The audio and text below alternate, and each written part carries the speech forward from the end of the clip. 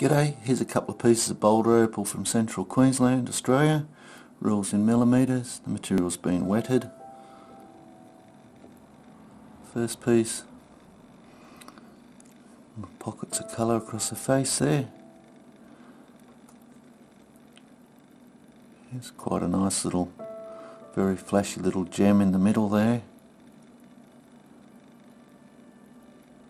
Not much else I don't think.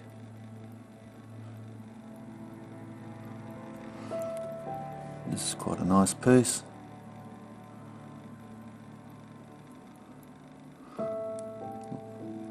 Electric bluey green there. This end's purple. This is more sort of potch over there. Just to make a nice little stone. It's on hard base material, so you should get a nice shine on the back of it. Anyway, I hope you've enjoyed looking at those. Cheers.